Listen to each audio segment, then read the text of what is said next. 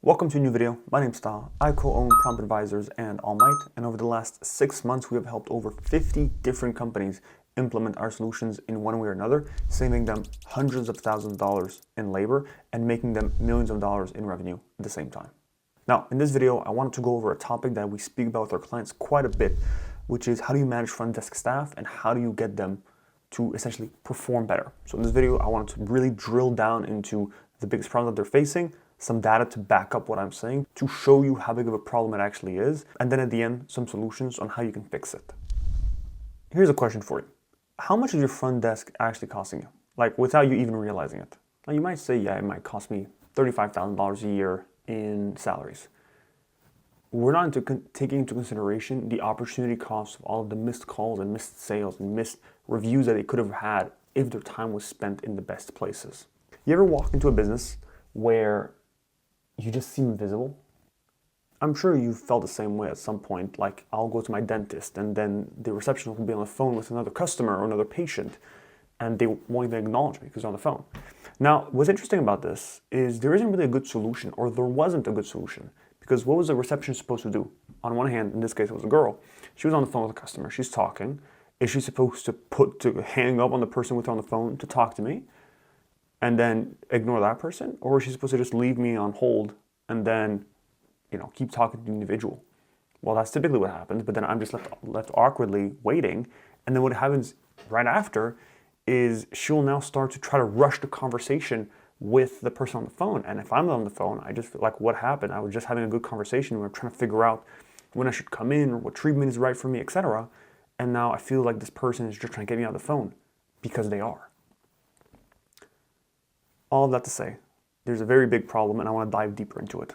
Now, we work with quite a lot of service-based businesses, from dental offices to real estate firms to law firms, construction companies, etc.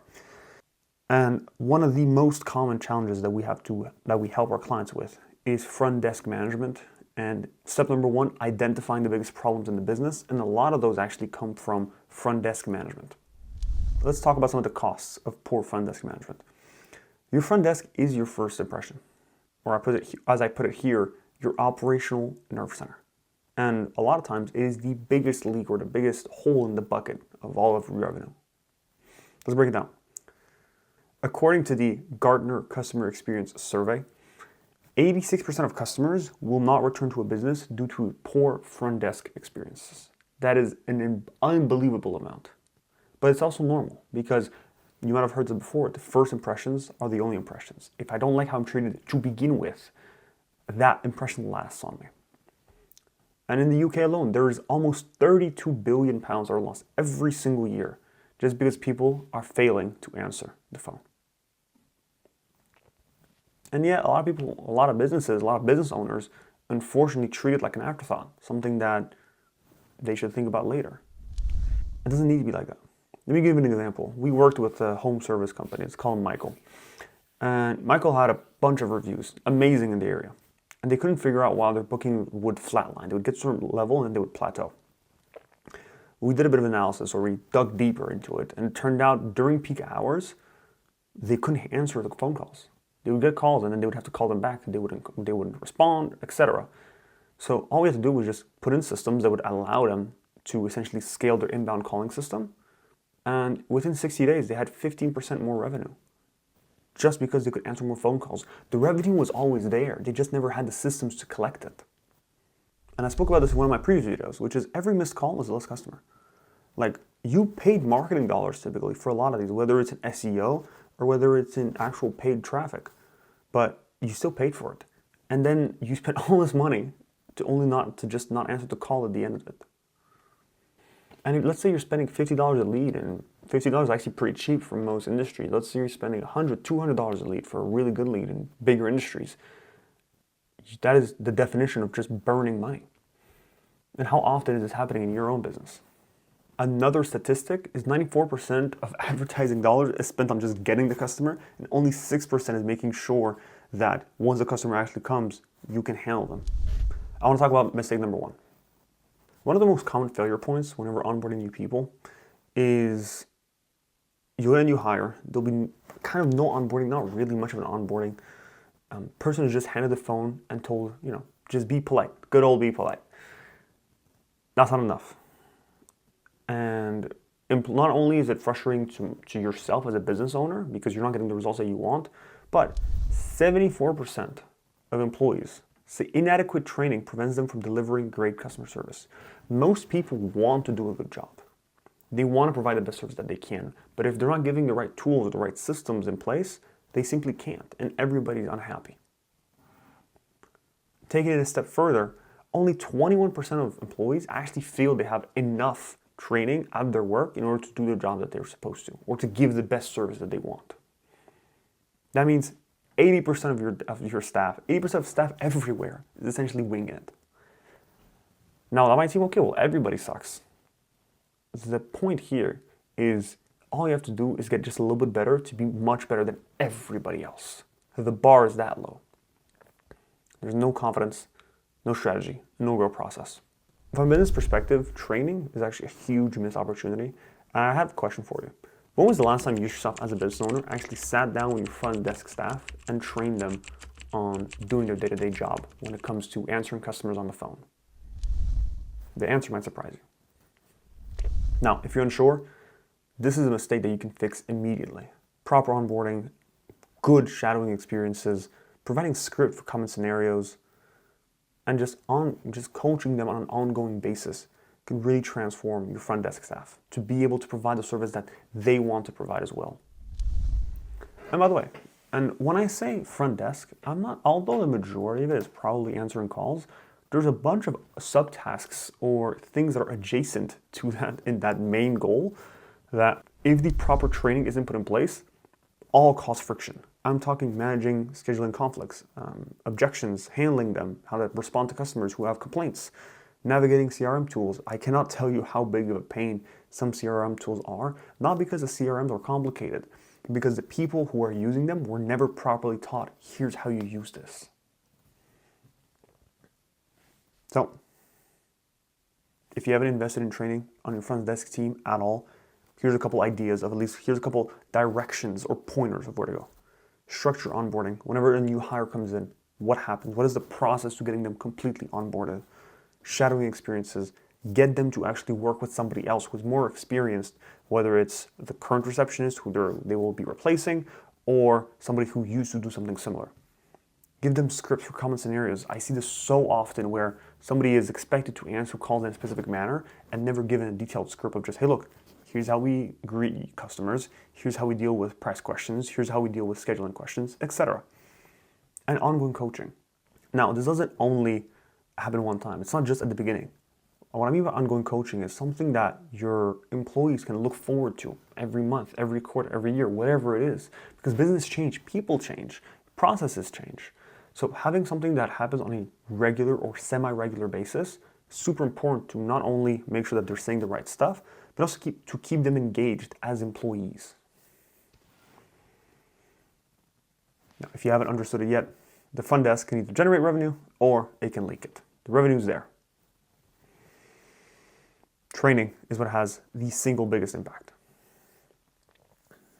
So, on to number 2, turnover. And this is a big one. So, the second biggest mistake that I see is businesses will treat high turnover within front desk staff as normal. In many businesses, the receptionist position is treated as entry level, meaning there's not really a career path, there's not really a growth opportunity. So people quit. Every time an employee leaves you, you have to pay for the cost of hiring somebody, they have to pay for the cost of training them, and you also have to pay for the opportunity cost because your level of service actually decreased while that person left and you were training a new individual. And keep in mind, for most businesses, this happens every 18 months, if not sooner. That means essentially every year and a half, you are losing money, you're losing time, and your customers are losing trust because when they come in, depending on the business that you have, the front desk staff is always changing. Here's a good example. I spoke with a clinic recently. Great team, great service, great product, etc. They had gone through 4 different front desk staff in a single year.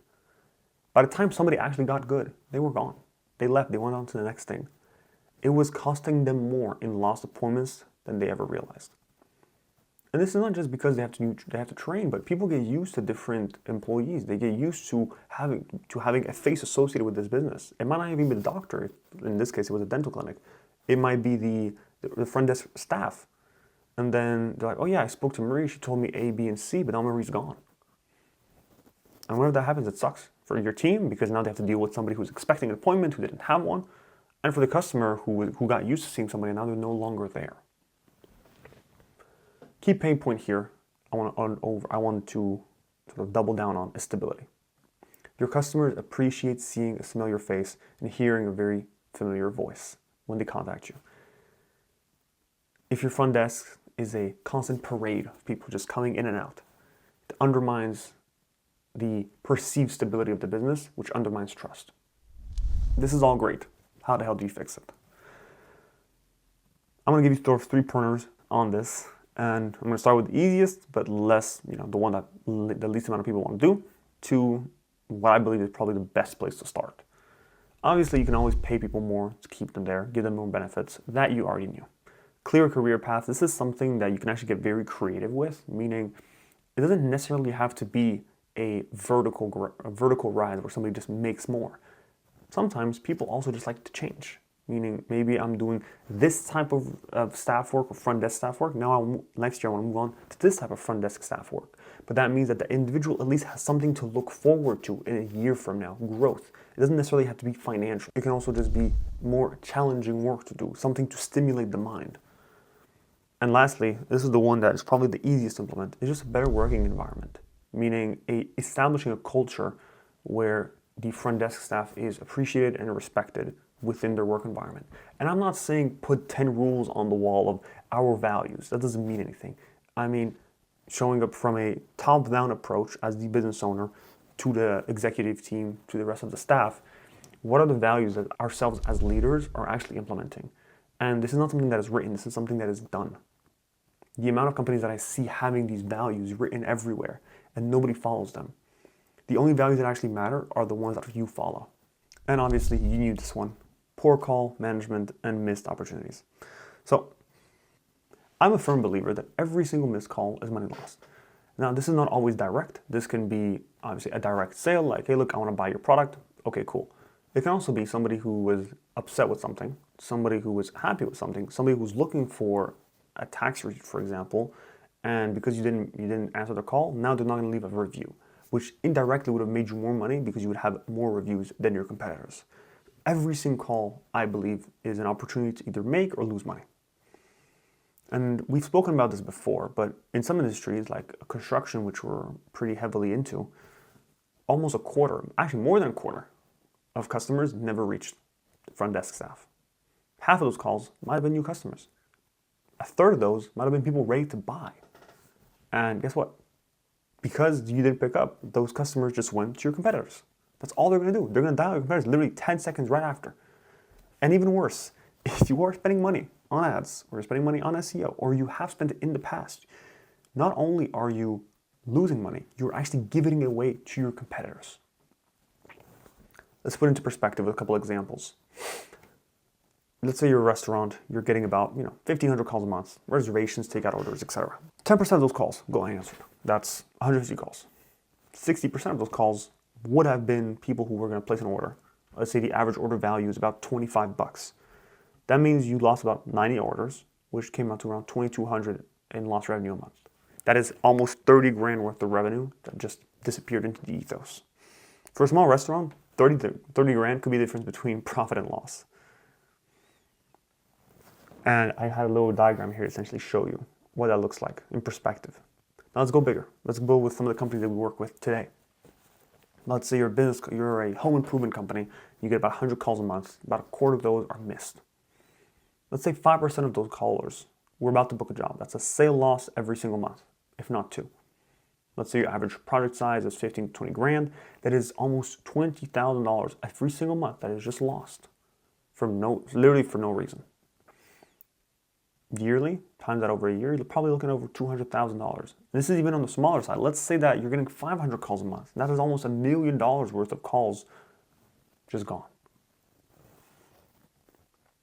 And the worst part, actually, I shouldn't say it vanished. It actually just went to your competitors' pockets.